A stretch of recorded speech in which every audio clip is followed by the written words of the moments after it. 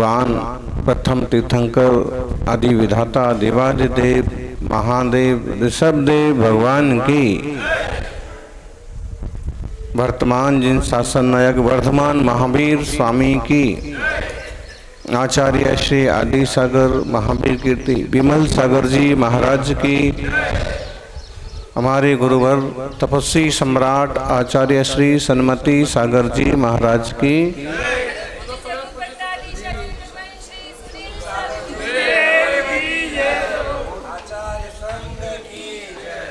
बुद्धि बाकी सराहिए जो सेवे सद्धर्म, वह बुद्धि किस काम की जो बांधे दुष्कर्म। उनकी बुद्धि की प्रशंसा करो जो सच्चे धर्म का सेवन करते हैं, अहिंसा दया करुणा के मार्ग पे चलते हैं, आत्मा परमात्मा के मार्ग को समझकर उस पर बढ़ते हैं। जो लोग परोपकार के लिए जीते हैं, किसी का मन भी ना दुखे, किसी को कष्ट ना हो, इस तरह का जिनका हर कदम होता है, वे लोग धन्य हैं, महापुरुष हैं। हम भगवान महावीर स्वामी का चरित्र देखते हैं तो राजपाट छोड़ करके भी उन्होंने 12 साल तक घोर तप किया, वनवास में लिया, जंगल में तप किया, तब जाके वह जिन बने, जिनेंद्र बने। अभी स्वामी जी कह रहे थे कल्याण दास जी, जिनका मतलब आत्मा, परमात्मा को जानने वाले। लेकिन इसकी एक संस्कृत में एक और प्रसिद्ध व्याख्या है, जयतीति जिनहा, जो जीत लेता है वो जिन कहलाता है। जीतने वाला ही आत्मा परमात्मा को उपलब्ध होता है। तो जिनने जीत लिया, किसको जीत लिया? अपने आप को जीता। स्वामी जी दिल्ली में चतुर्मास था 2 साल पहले, लाल किले पर एक प्रवचन हुआ था और राजनाथ सिंह उसमें मुख्य अतिथि के रूप में उपस्थित थे। तब हमने जो कहा सो धर्माचार्य के नाते सब कहा, लेकिन उन्होंने एक बहुत अच्छी बात कही। उन्होंने कहा कि जो दुनिया को जीत लेता है वो वीर कहलाता है, लेकिन जो अपने आप को जीत लेता है वो महावीर कहलाता है। रक्षा मंत्री हैं तो उन्होंने कहा कि यदि मैं दुनिया को भी जीत लेता हूं, मेरा देश पूरी दुनिया पर राज करे, तो भी हम वीर ही कहलाएंगे। लेकिन उसके आगे जो अपनी इंद्रियों को जीत ले, विषय वासनाओं को जीत ले, कामनाओं को जीत ले, वो महावीर कहलाता है। स्वामी जी कह रहे थे कि बहुत जीर्ण शीर्ण जगह है, अभी निर्माण चल रहा है, असुविधा होगी। अब देखा जाए तो साधु की पहचान साधनों से नहीं होती है, साधु की पहचान साधना से होती है। और उस तरह का पुरुषार्थ हमारा चल रहा है। आपकी ये सबरी के जो बेर हैं ये भी बहुत मीठे हैं, इसमें कोई कमी नहीं है। जहाँ अपनापन है, भक्ति है, श्रद्धा है, प्रेम है, वहाँ कम सुविधाएं भी बहुत मायने रखती हैं। और कभी कभी बड़े बड़े बंगले मिलते हैं, लेकिन श्रद्धा ना हो तो आनंद नहीं आता है। अभी पिछले महीनों हम लोग गिरनार में तपस्या करते थे, जंगल में जाते थे, घंटों बैठते थे, कभी कभी शेरों की दहाड़ें सुनते थे, सम्मुख आगमन हो जाता था। और जब वैसे जंगल में भी साधना का आनंद लिया, तो आज देखा जाए तो बहुत दिनों के बाद एकदम प्राकृतिक वातावरण आज हमको यहाँ पर देखने को मिला। कल हम एक पटेल फार्म हाउस पर थे, वो भी आलीशान बना रखा उन्होंने। स्कूल में थे, वो भी अच्छा आलीशान स्कूल था। और बहुत अच्छी अच्छी बड़ी बड़ी चीज़ें सब देखने को मिलती हैं। लेकिन जब ऐसे नेचुरल हजारों साल पुरानी जिनकी पहचान है ऐसी भूमि पर पहुंचते हैं तो एक अलग ही एनर्जी होती है, एक अलग ही आनंद होता है। निश्चित रूप से अपन सभी इस बुद्धि के लोग बने कि हमारे द्वारा किसी को कष्ट ना हो। जयतीति जिनहा, जो जीतते हैं वो जिन कहलाते हैं। उनमें जो तीर्थंकर होते हैं, उनमें जो मुख्य होते हैं वो जिनेंद्र कहलाते हैं। और जिनेंद्र की जो जय करते हैं तो जय जिनेंद्र कहते हैं हम सभी। जय जिनेंद्र ये वास्तव में एक बहुत सुंदर शब्द है। हम जैसे कहें जय श्री राम तो इसमें एक श्री राम की जय हुई। जैसे लोग कहते जय श्री कृष्ण तो इसमें श्री कृष्ण की जय हुई। जैसे लोग कहें जय महावीर तो इसमें महावीर स्वामी की जय हुई।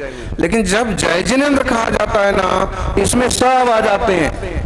जिन जिन ने जीता है, जिन जिन ने विषय वासनाओं को, कसाय कंटकों को जीता है, जगत के उपकार का जिनने काम किया है, वो सब महापुरुष जयवंत हों। जय जिनेंद्र, जिनेंद्रों की जय हो।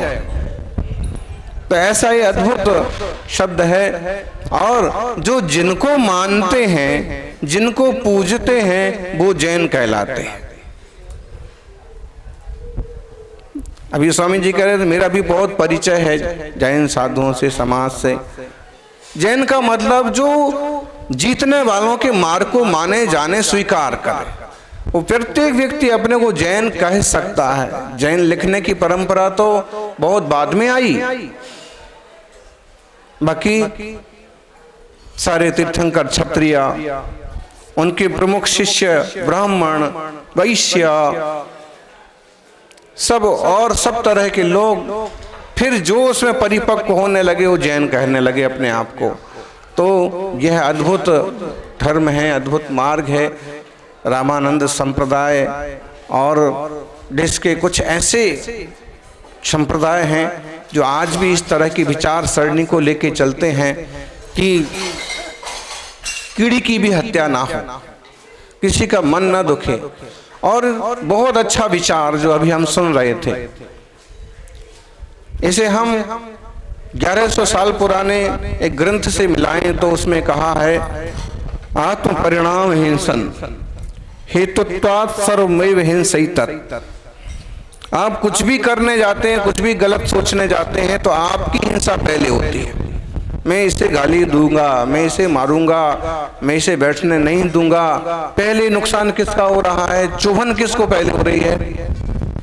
मैं इसे तमाचा मारूंगा, पहले चुभन किसको हो रही है? खुद को हो रही है। मैं ऐसे करूंगा, उसमें जो क्लेश हो रहा है, जो कष्ट हो रहा है, वो पहले खुद को हो रहा है, सामने वाले को हो चाहे ना हो। अत्ता चेव अहिंसा अत्ता हिंसैव। आत्मा ही अहिंसा है।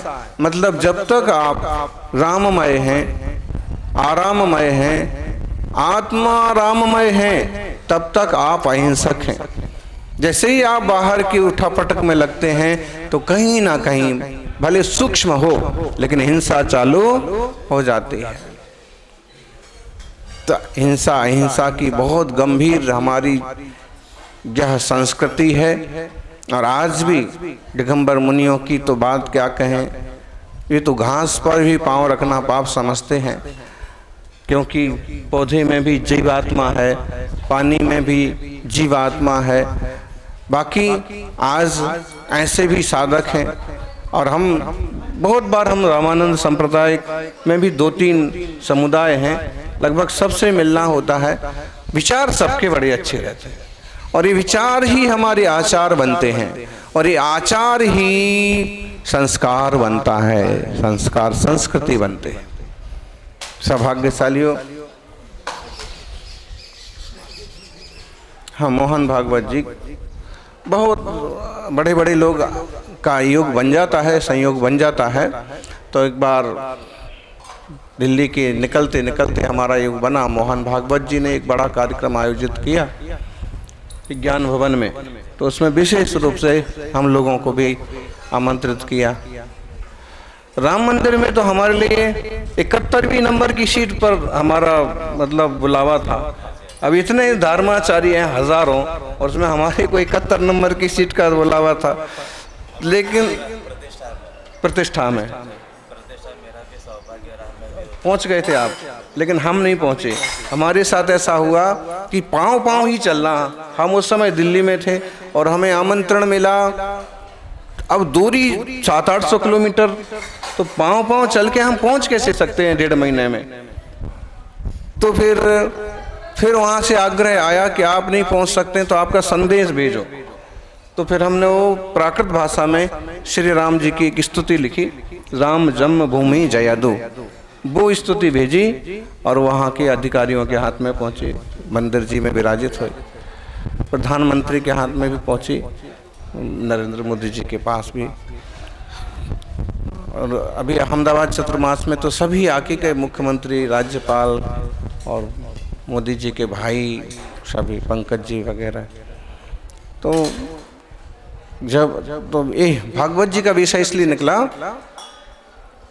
कि जब महावीर स्वामी का 2550वां निर्वाण उत्सव का आयोजन था, उन्होंने किया, उसमें हम लोग पहुँचे, तो उन्होंने एक बात कही कि हम लोगों ने महापुरुषों को बांट लिया है, ऐसा नहीं होना चाहिए। महापुरुष पूरे देश के हैं, पूरी दुनिया के हैं। महावीर स्वामी को आप लोग क्यों पकड़ के बैठे हो? आप अपना ही क्यों कहते हो? महावीर स्वामी हमारे नहीं है क्या? हमारी प्रार्थना में भी जैन हम लोगों ने रखा है, महावीर स्वामी का हमारे यहाँ फोटो रहता है। तो महावीर स्वामी और महावीर स्वामी जितने, श्री राम कृष्ण जैसे जितने सारे महापुरुष हुए हैं, ये पूरे देश के हैं, पूरी दुनिया के लिए हैं। हम इनको श्रद्धा से माने और सिर्फ इनको ना माने, इनकी बातों को भी माने। ये बात भी उन्होंने कही कि हम महावीर स्वामी को मानते हैं लेकिन महावीर स्वामी की नहीं मानते हैं। समस्या ये, अगर हम उनको भी माने तो निश्चित रूप से कल्याण होगा। कल्याण दास जी तो कल्याण कर ही रहे हैं और संत समुदाय उपस्थित है। नए नए युवा भी इस मार्ग में, साधना के मार्ग में बढ़ रहे हैं, ये अच्छी बात है। हमारे यहाँ देखिए छोटे छोटे मुनि भी हैं और पढ़ाई लिखाई करने के बाद वो सीधे तपस्या के रास्ते आ गए। थोड़ी परीक्षाओं के बाद आज कठिन तपस्या के रामार्ग पर चल रहे हैं।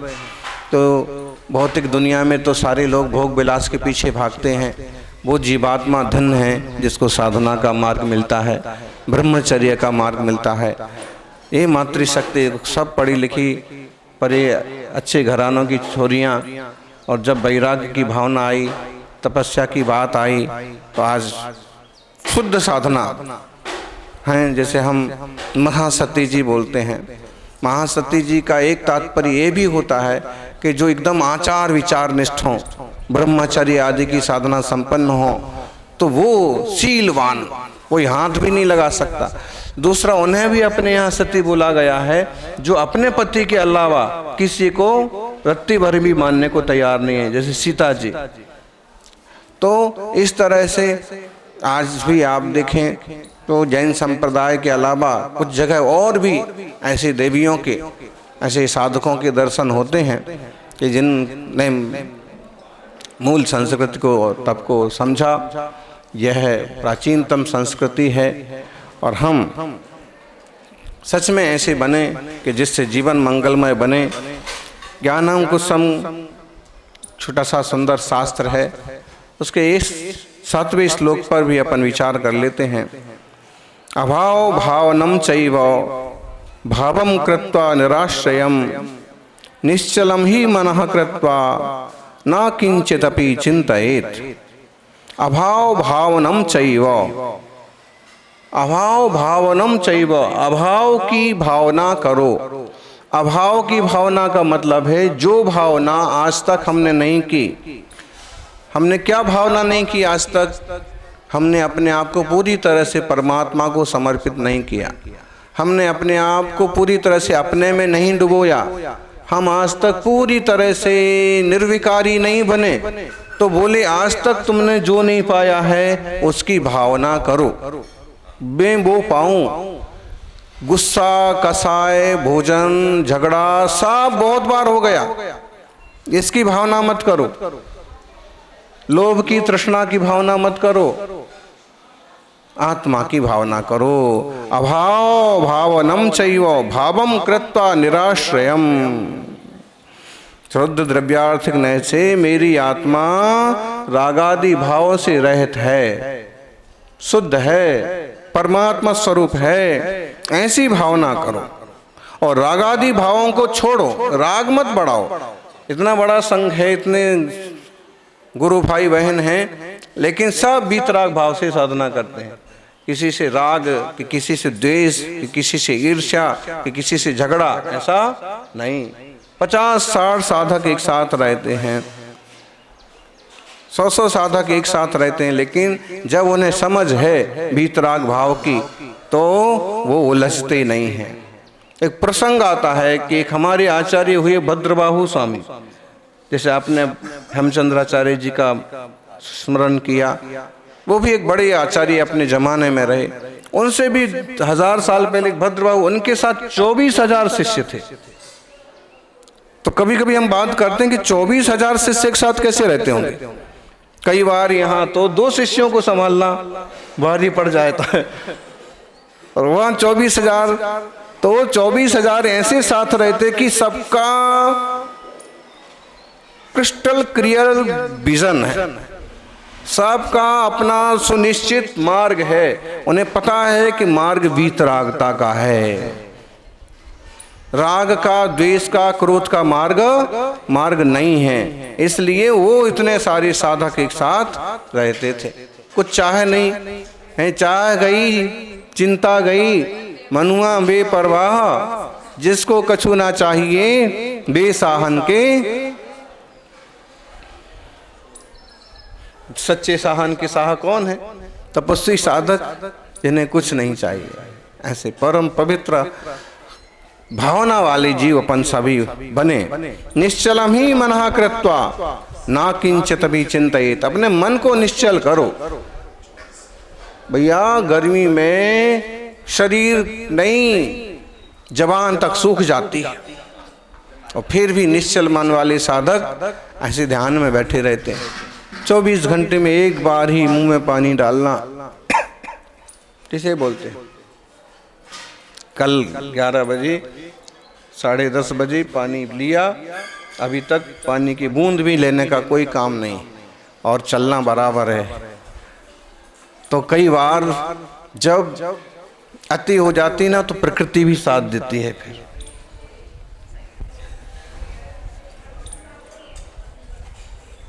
शक्ति विकसित होती है।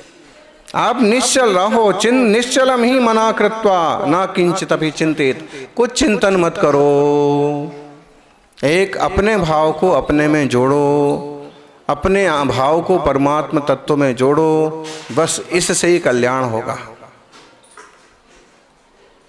सौभाग्य है, एक शब्द यहाँ पर आया, निश्चलम ही मना कृत्वा। गीता में भी यही शब्द आया, निश्चलम मना कृत्वा।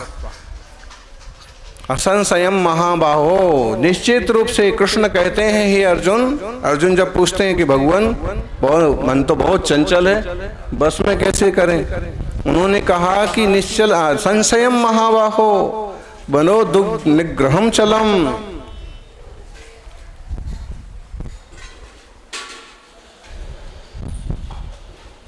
अब वैराग्येण अभ्यासेन तो कौन्तेय वैराग्येण च गृह्यते। अभ्यास से और वैराग्य से आप मन को बस में कर सकते हो, नहीं तो कितने कितने विचार आ जाते। और ये मोबाइल वालों से तो पूछो ही मत, इनके भाव कितने ऊंचे नीचे होते। बाजार में शेयर बाजार भी उतना जल्दी ऊंचा नीचा नहीं होता है जितना कि श्रावकों का, ग्रस्तों का, और उसमें युवा हो और मोबाइल हो तो फिर तो क्या करें। धन्य है इस युग में ऐसे तपस्वी भी हैं। भले लोग इन्हें पिछड़ा समझें, कई बार लोग ऐसे समझते कैसे पिछड़े हुए साधु हैं, मतलब कैसे पिछड़े जमाने के साधु। ऐसा पिछड़े जमाने के ध्यान रखो, दुनिया में साधना का कठोरतम मार्ग तो वही है जो ऋषि मुनियों ने दिखाया है। अब जिससे जितना सध जाए उतना बढ़िया। अभी अपन सुन रहे थे कि मार्ग तो ये, पहुंचना तो एक ही जगह है, पहुंचना तो शुद्ध आत्म तत्व तक, परमात्मा तत्व तक ही है। कोई दाया वाया होकर के धीरे धीरे थोड़ा देर से पहुंचेगा, और कोई सीधी कठिनतम साधना करके सीधा पहुंचेगा। लेकिन पहुंचना ऐसे में सभी धर्मात्मा, सभी साधक एक दूसरे का सम्मान करें, अपनापन दिखाएं, तो इस मार्ग पर बढ़ने में सहूलियत हो जाती है। अपना वह जीवन ही सार्थक है जिसमें धर्म हो, जिसमें प्रभु का नाम हो। एक बहुत कैसे निश्चल होते हैं, कैसे एक तन्मय हो जाते हैं। इसका एक प्रसंग पढ़ने को हमको मिला। एक बहुत अच्छे संत साधक हुए स्वामी राम। स्वामी राम के बारे में एक कहानी हम पढ़ रहे थे कि उनके एक मित्र सन्यासी थे। उन्होंने सुन रखा था कि स्वामी राम तो एकदम राम से तन्मय है, इसलिए उनका नाम बिल्कुल सार्थक है। वो आए और उन्होंने कहा कि आज हम आपकी कुटिया में ही विश्राम करेंगे। स्वामी राम ने कहा कि बिल्कुल आराम से करो, हमने सुना है आपके बारे में कि आपकी सांस सांस में राम बसे। तो उन्होंने कहा इसमें कोई दो मत नहीं है, राम आत्मा राम, मैं तो निश्चित तन्मय रहता हूं।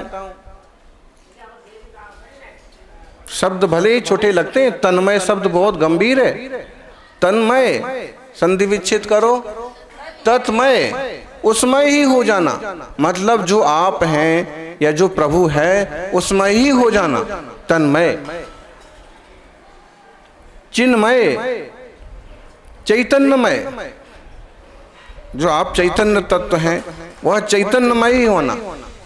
ऐसे सच्चिदानंद स्वरूपो हम। अब सच्चिदानंद एटले शू? सच्चिदानंद स्वरूप हम। इसका मतलब लोग ऐसे कर लेंगे कि सच्चिदानंद नाम की समझ लो कोई प्रभु, कोई गुरु, कोई भगवान। नहीं, ये सच्चिदानंद स्वरूप की संधि विच्छेद करो। सच्चित आनंद स्वरूपो हम। मैं जो भीतर एक विराजित है, जो ब्रह्मा, जो परमात्मा तत्व है, कैसा है? सत समय हमेशा विद्यमान रहने वाला, कभी खत्म नहीं होना है। आत्मा कभी खत्म नहीं होगा। अच्छे कर्म करोगे तो अच्छी जगह पहुंच जाओगे, बुरे कर्म करोगे तो भालू बंदर बन जाओगे, कुत्ता बिल्ली बन जाओगे। क्या होगा? आत्मा तो है ही, पेड़ पौधे बन जाओगे। ज्यादा अकड़ोगे तो ऐसे ताड़ की तरह अकड़ के खड़े रहोगे।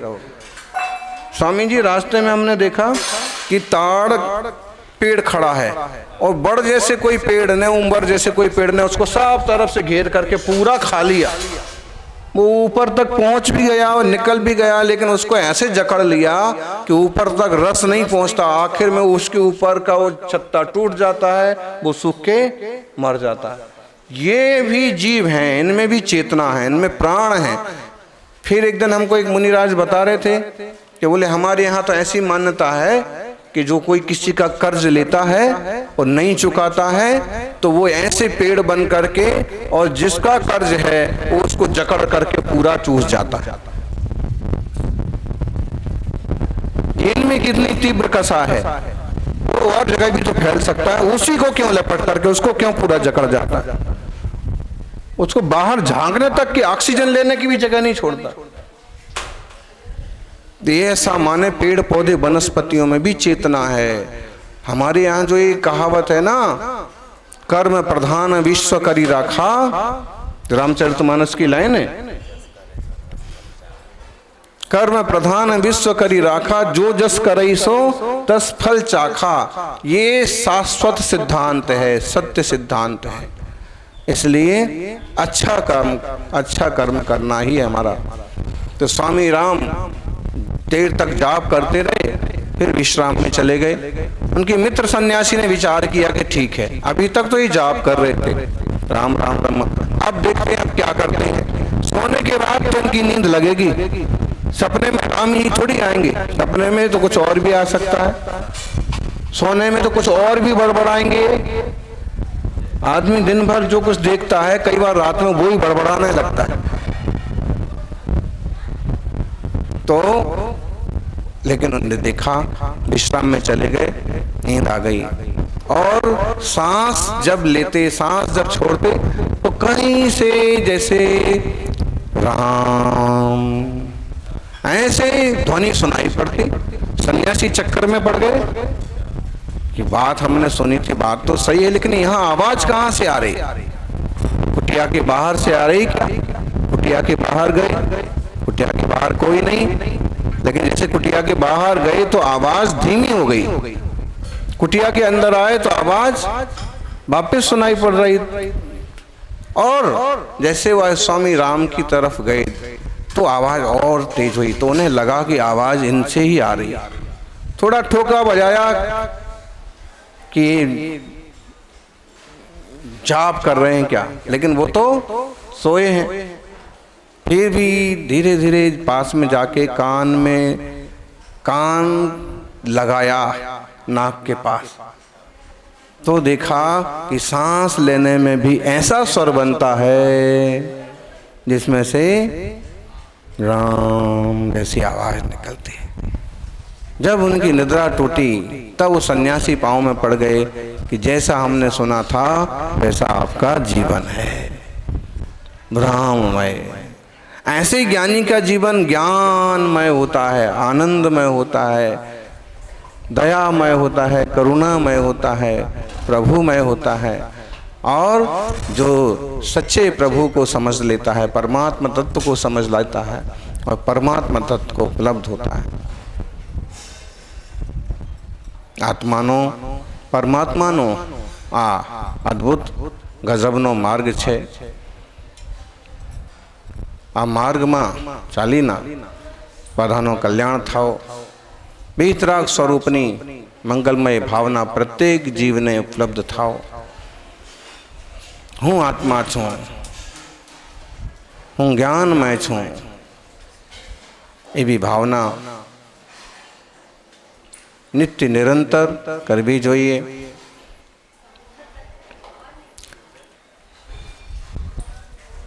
प्रत्येक जीवनो कल्याण थाओ, मंगल थाओ, निरंतर एवी भावना साथे प्रवृत्ति करवी जोईए।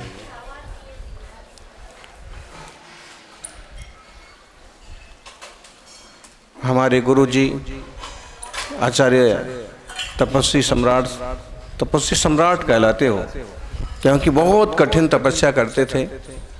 लगभग 50 साल के जीवन में, जीवन उनका टोटल 72 साल का था, लेकिन साधना का जीवन 50 साल का। 50 साल के तपस्वी जीवन में उन्होंने 35 साल जितने उपवास किए, 10,000 उपवास किए उन्होंने। 10,000 उपवास का मतलब पानी भी नहीं लेना है, दूध भी नहीं लेना है, कुछ नहीं लेना है, निर्जल उपवास होता है। दिगंबर मुनियों के उपवास मतलब समझ लो कि निर्जल। जैसे आज हमें उपवास करना है, कल का उपवास करना है, तो आज भोजन हो गया, आहार हो गया एक बार 10 बजे 11 बजे। अब आज पूरे दिन कुछ नहीं लेंगे, अब कल पूरे दिन कुछ नहीं लेंगे, परसों 10 बजे 11 बजे जब पानी लेंगे तब पूरा जाके एक उपवास कहलाएगा। पानी वाला नहीं। गुरुजी तो केवल छाछ और पानी लेते थे। 48 घंटे में एक बार मट्ठा और पानी, मज्जिगे मत्तो नीरू।